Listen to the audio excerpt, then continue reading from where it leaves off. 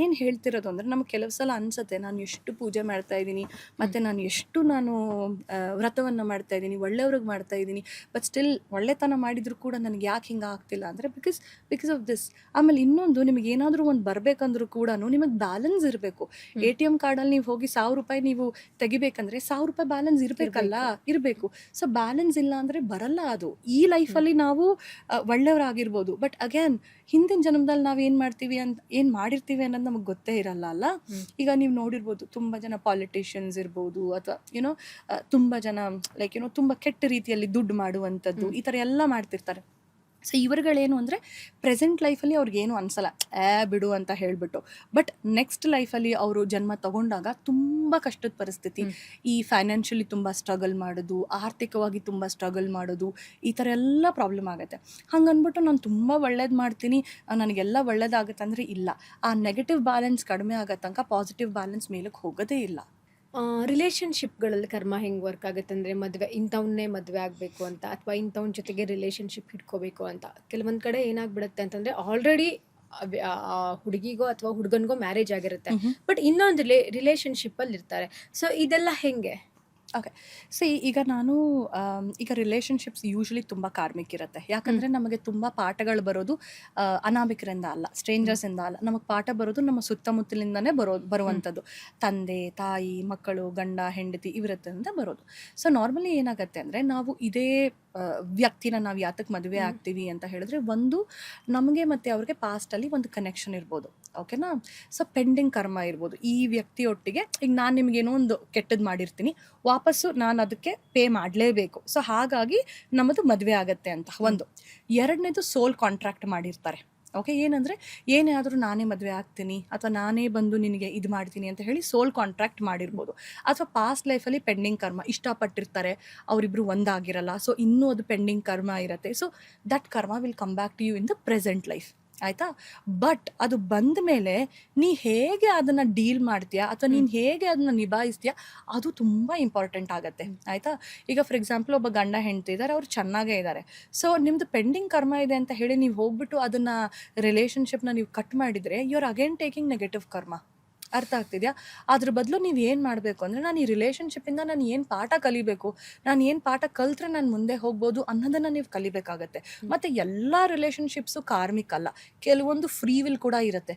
ಯಾರೋ ಒಬ್ಬ ಇಷ್ಟ ಆದ, ಓಕೆ ಫೈನ್, ನಂಗೆ ಇಷ್ಟ ಆಯಿತು, I let me have a relationship ಅಂತ. ಸೊ ಎಲ್ಲ ರಿಲೇಷನ್ಶಿಪ್ಪು ಕಾರ್ಮಿಕ್ ಇರಲ್ಲ, ಬಟ್ ಮೋಸ್ಟ್ ಕಾರ್ಮಿಕ್ ಇರುತ್ತೆ. ಬಿಕಾಸ್ ಎಂತಕ್ಕೆ ಅಂದರೆ ನಾವು ಪಾಠ ಕಲಿಲೇಬೇಕಾಗಿರುತ್ತೆ ಅವ್ರ ಹತ್ರ. ಪೆಂಡಿಂಗ್ ಕರ್ಮ ಇರುತ್ತೆ. ಸೊ ಯಾವಾಗ ತನಕ ಈ ಪೆಂಡಿಂಗ್ ಕರ್ಮ ಖಾಲಿ ಆಗಲ್ವೋ, ಇದು ನಡೀತಾನೆ ಇರುತ್ತೆ, ಸೈಕಲ್ಲು ನಡೀತಾನೆ ಇರುತ್ತೆ. ಆ್ಯಂಡ್ ಇನ್ನೊಂದು, ನಾನು ಹೋದ ಜನ್ಮದಲ್ಲಿ ಏನು ಕರ್ಮ ಮಾಡಿರ್ತೀನಿ, ಅದು ಪೂರ್ತಿ ಕರ್ಮ ಒಂದೇ ಜನ್ಮದಲ್ಲಿ ನಾನು ಅನುಭವಿಸೋಕ್ಕೆ ಸಾಧ್ಯನೇ ಇಲ್ಲ. ಬರೀ ಒಂದು ಪಾರ್ಟ್ ಮಾತ್ರ ಬರುತ್ತಷ್ಟೇ, ಅದನ್ನೇ ನಮ್ಮನ್ನ ನಡಗಿಸ್ಬಿಡುತ್ತೆ. ಅರ್ಥ ಆಗ್ತಿದೆಯಾ? ಪೂರ್ತಿ ನಾವು ಅನುಭವಿಸೋದೇ ಇಲ್ಲ. ಆ್ಯಂಡ್ ಕೆಲವು ಸಲ ಏನಾಗುತ್ತೆ, ತುಂಬ ತುಂಬ ಸ್ಪೆಷಲ್ ಕೇಸಸಲ್ಲಿ ಈ ಗುರುಗಳಿರ್ತಾರೆ, ಗೊತ್ತಲ್ಲ ನಿಮಗೆ, ಈ ಮುನಿಗಳಿರ್ಬೋದು, ಗುರುಗಳಿರ್ಬೋದು, ಅವರಿಗೆ ನಿಮ್ಮ ಕರ್ಮವನ್ನು ತೆಗೆಯೋಷ್ಟು ಪವರ್ ಇರುತ್ತೆ.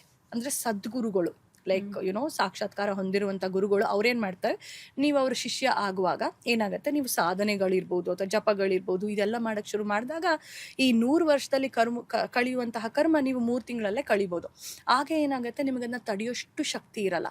ಆಗ ಗುರುಗಳು ಏನು ಮಾಡ್ತಾರೆ, ತಮ್ಮಲ್ಲಿರುವಂತಹ ಒಂದು ಪಾಸಿಟಿವ್ ಕರ್ಮ ಅಥವಾ ಗುಡ್ ಕರ್ಮ ಯೂಸ್ ಮಾಡಿ ಏನಂತಾರೆ ಹೇಳಿ, ನಿಮ್ಮ ಪ್ರಾಬ್ಲಮ್ಸ್ನ ತೆಗೆದುಬಿಟ್ಟು ನಿಮಗೆ ಸ್ವಲ್ಪ ದಾರಿ ಈಸಿ ಆಗಲಿ ಅಂತ ಹೇಳಿ ನಿಮಗೆ ಈಸಿಯಾಗಿ ದಾರಿ ಮಾಡಿಕೊಡ್ತಾರೆ.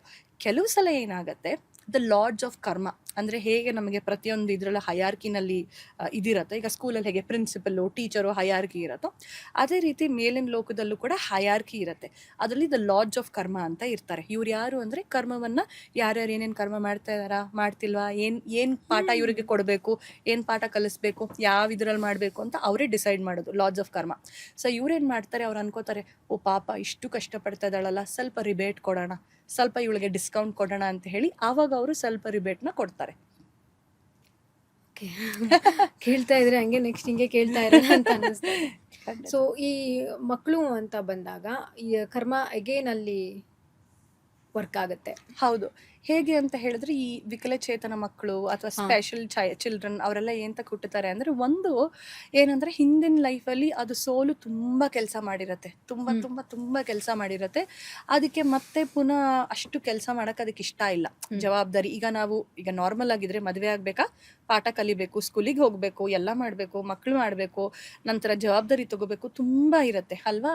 ಸೊ ಅವಾಗ ಏನತ್ತೆ, ಆ ಸೋಲ್ ಹೇಳುತ್ತೆ, ಅಯ್ಯೋ ನಾನು ಪಾಸ್ಟ್ ಲೈಫಲ್ಲಿ ತುಂಬ ನಾನು ಕೆಲಸ ಮಾಡಿದ್ದೀನಪ್ಪ, ನನಗೆ ಈ ಪ್ರೆಸೆಂಟ್ ಲೈಫಲ್ಲಿ ನನಗೆ ಬೇಡ, ನಂಗೆ ರೆಸ್ಟ್ ಬೇಕು ಅಂತ ಹೇಳಿಬಿಟ್ಟು ಅದೇನು ಮಾಡುತ್ತೆ, ಜಸ್ಟ್ ಬರುತ್ತೆ. ಬಂದ್ಬಿಟ್ಟು ಒಂದು ತಂದೆ ತಾಯಿ ಸೆಲೆಕ್ಟ್ ಮಾಡಿಬಿಟ್ಟು ಓಕೆ ಫೈನ್ ಅಂತ ಹೇಳಿ ಅವ್ರ ಕಡೆಯಿಂದ ಸೇವೆ ಮಾಡಿಸ್ಕೊಳ್ಳುತ್ತೆ. ಒಂದು ಎರಡನೇದು, ಆ ಪರ್ಟಿಕ್ಯುಲರ್ ಸೋಲು ತುಂಬ ಒಳ್ಳೆ ಕರ್ಮ ಮಾಡಿರುತ್ತೆ, ತುಂಬ ಅಂದರೆ ತುಂಬ. ಸೊ ನೀವು ನಿರ್ವಾಣಕ್ಕೆ ಹೋಗಬೇಕು ಅಂದರೆ ಒಳ್ಳೆ ಕೆಟ್ಟ ಕರ್ಮ ಎರಡೂ ಎಕ್ಸಾಸ್ಟ್ ಮಾಡಬೇಕು. ಎಲ್ಲ ಕರ್ಮ ಖಾಲಿ ಮಾಡಿಬಿಟ್ಟೆ ತಾನೇ ನಮ್ಮ ಮೇಲಕ್ಕೆ ಹೋಗೋದು.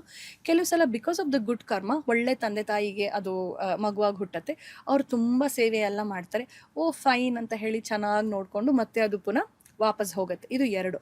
ಮೂರನೇದೇನು ಅಂದರೆ ಸ್ಯೂಸೈಡ್ ಮಾಡ್ಕೋತಾರಲ್ಲ. ಸೂಸೈಡ್ ಮಾಡ್ಕೊಂಡಾಗ ಏನಾಗತ್ತೆ, ಕಾರ್ಮಿಕ್ ರೆಪಕಷನ್ಸ್ ಇರುತ್ತೆ. ಸೊ ಕೈ ಇಲ್ಲದೆ ಹುಟ್ಟೋದು, ಬುದ್ಧಿಮಾಂದ್ಯತೆಯಿಂದ ಹುಟ್ಟೋದು, ವಿಕಾರವಾಗಿ ಹುಟ್ಟೋದು, ಅದೆಲ್ಲ ಸ್ಯೂಸೈಡಿಂದಾನೇ ಆಗುವಂಥದ್ದು. ಸೊ ಹಾಗಾಗಿ ಇದರಲ್ಲಿ ಯಾವುದಾದ್ರೂ ಒಂದು ಕಾರಣ ಇರ್ಬೋದು. ಇನ್ನೂ ಒಂದು, ಈ ತಂದೆ ಮತ್ತು ತಾಯಿ ಏನಿದಾರಲ್ಲ ಅವರು ಪಾಠ ಕಲಿಯೋದೇ ಮೇನ್ ಮಕ್ಕಳಿಂದ ಅಲ್ವಾ. ಸೊ ಅವ್ರಿಗೆ ಪಾಠ ಕಲ್ಸೋಕ್ಕೋಸ್ಕರ ಅಂತಲೇ ಆ ಸೋಲ್ ಬಂದಿರ್ಬೋದು. ಏಂತಕ್ಕೆ ಅಂತ ಹೇಳಿದ್ರೆ, ನಾವು ಯಾತಕ್ಕೆ ಈ ದೇಹವನ್ನು ತಗೋಬೇಕು, ಯಾಕೆ ನಾವು ಆ ಲೋಕದಲ್ಲಿ ನಾವು ಕರ್ಮವನ್ನು ಕಳಿಯೋಕ್ಕಾಗಲ್ವಾ ಏನು ಅಂತ ಹೇಳಿದ್ರೆ, ನಾವು ಬದುಕಿದ್ದಾಗ ತುಂಬ ಅಂದರೆ ತುಂಬ ಕರ್ಮ ಕಳಿಬೋದು. ಅದೇ ಕರ್ಮ ನಾನು ಸ್ಪಿರಿಟ್ ವರ್ಲ್ಡಲ್ಲಿ ನಾನು ಹೋಗಿ ಕಳಿತೀನಿ ಅಂದರೆ ಸಾವಿರಾರು ವರ್ಷ ಬೇಕು. ಸೊ ಹಾಗಾಗಿ ಆತ್ಮಗಳೇನು ಮಾಡ್ತವೆ, ನನಗೆ ಈ ಲೋಕದಲ್ಲಿದ್ದು ನಾನು ಇಷ್ಟೊಂದು ಟೈಮ್ ತೊಗೊಳ್ಳೋ ಬದಲು ಪರವಾಗಿಲ್ಲಪ್ಪ, ನಾನು ಭೂಮಿಗೆ ಹೋಗ್ತೀನಿ, ಒಂದು ಜನ್ಮ ತಗೋತೀನಿ, ಎಷ್ಟಾಗುತ್ತೋ ಅಷ್ಟು ಕರ್ಮ ಕಳೆದ್ಬಿಡ್ತೀನಿ ಅಂತ ಹೇಳ್ಬಿಟ್ಟು ಅವು ಏನಂತವೆ ಜನ್ಮ ತೊಗೊಂಡು ಬರ್ತವೆ. ಬಂದಾಗ ನಾನು ಹೇಳ್ದಾಗೆ ತಾಯಿಯ ಗರ್ಭದಲ್ಲಿ ಅವಕ್ಕೆ ಎಲ್ಲ ನೆನಪಿರುತ್ತೆ. ಬಟ್ ತಾಯಿಯ ಗರ್ಭದಿಂದ ಯಾವಾಗ ಹೊರಗಡೆ ಬರ್ತವೆ ಎಲ್ಲ ಮರ್ತೋಗುತ್ತೆ. ಸೊ ಮರ್ತೋಗ್ಬಿಟ್ಟು ಅವ್ರೇನು ಮಾಡ್ತಾರೆ, ಕರ್ಮಗಳನ್ನ ಕಳಿಯೋ ಬದಲು ಎಕ್ಸ್ಟ್ರಾ ಕರ್ಮಗಳು ಮಾಡೋದು, ಅಲ್ಲಿ ಇಲ್ಲಿ ಅದು ಮಾಡೋದು ಇದು ಮಾಡೋದು. ನಾವೇನು ಮೇನ್ ಪರ್ಪಸ್ ಬಂದಿದೆ ಆ ಮೇನ್ ಪರ್ಪಸ್ನೇ ನಾವು ಮರ್ತು ಬಿಟ್ಟು ಬೇರೆ ಎಲ್ಲ ಕೆಲಸಗಳನ್ನ ನಾವು ಮಾಡೋಕ್ಕೆ ಶುರು ಮಾಡ್ತೀವಿ. ಯೂಶಲಿ ಇವಾಗ ಒಂದು ವರ್ಡ್ ಸಿಕ್ಕಾಪಟ್ಟೆ ಟ್ರೆಂಡಿಂಗಲ್ಲಿದೆ, ಇನ್ಸ್ಟ್ಯಾಂಟ್ ಕರ್ಮ ಅಂತ. ಏನಿದು ಇನ್ಸ್ಟ್ಯಾಂಟ್ ಕರ್ಮ? ಅದೇ ನಾನು ನಿಮಗೆ ಹೇಳಿದ್ದೆ ಅಲ್ವಾ, 4 ರೀತಿಯಾದಂತಹ ಒಂದು ಕರ್ಮಗಳಿದೆ ಅಂತ ಹೇಳ್ಬಿಟ್ಟು. ಅದರಲ್ಲಿ ಆಗಮಿ ಕರ್ಮ ಅಂತ ಕರಿತೀವಿ. ನೀ ಏನು ಮಾಡ್ತೀಯ ನಿನಗೆ ವಾಪಸ್ ಬರುತ್ತೆ ಇಮಿಡಿಯೇಟ್ ಆಗಿ ಅಂತ ಹೇಳ್ಬಿಟ್ಟು. ಹಾಗನ್ಬಿಟ್ಟು ಎಲ್ಲರಿಗೂ ಇನ್ಸ್ಟೆಂಟ್ ಕರ್ಮ ಬರುತ್ತೆ ಅಂತ ಅಲ್ಲ.